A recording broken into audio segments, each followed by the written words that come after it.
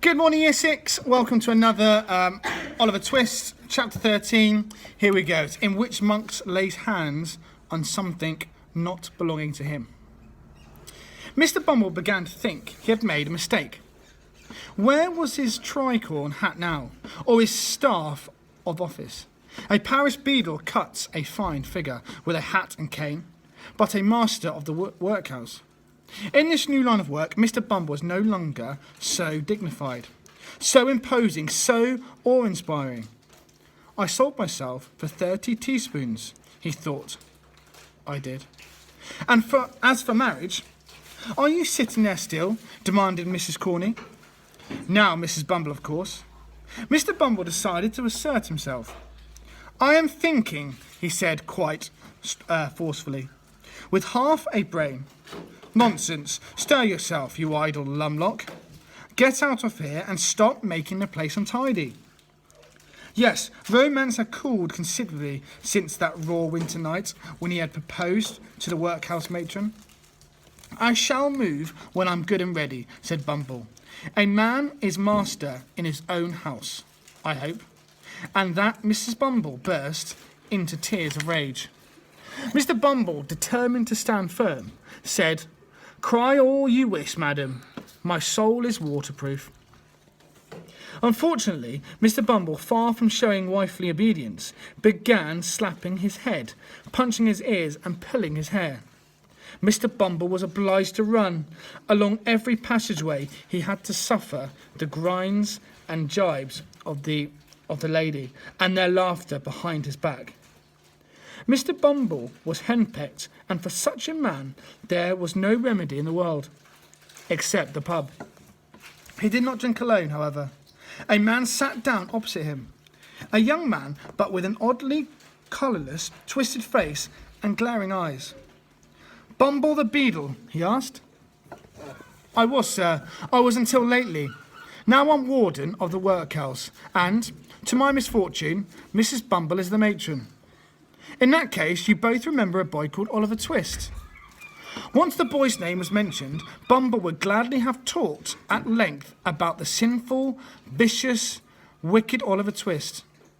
But Monks was interested only in one day of Oliver's history, the day of his birth. Who was the midwife? Is she still living? Where can I find her? Old Sally died last year, Bumble told him. Aha, then I'm safe. Yes, my own good lady was with her when she died. A memory glimmered in Bumble's head. Monk saw it there in Bumble's eyes and knew that old Sally had not gone silent to her grave. Scribbling an address on a piece of paper, he thrust it at Bumble. Come at midnight to this address. Bring your wife. I'll make it worth your while. There was thunder rolling around the sky by midnight, and rain, torrential rain. The piece of paper grew sodden in Mr. Bumble's hand, and the ink letters bled. He and his bride gaped at the dingy riverside building doubtfully. Their dislike of one another was momentarily forgotten in their curiosity and greed. You hold your tongue now, snapped Mrs. Bumble. Leave all the talking to me. Monks was greatly changed by the weather. Every flicker of lightning brought sweat rolling down his face, and he chewed his twisted lip. While the thunder rolled, he could neither hear nor speak for sheer terror.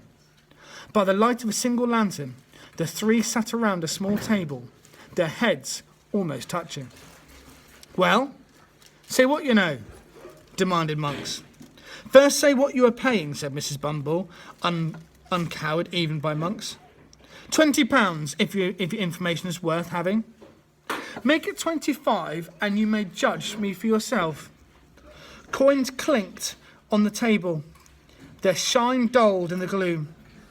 Then Mrs. Bumble recounted the night when old Sally had died in the bed as Oliver's mother weighed down by the guilt of a 20-year-old crime. As she spoke, the storm broke directly over the house. Monks became widely agitated. Do you have it now?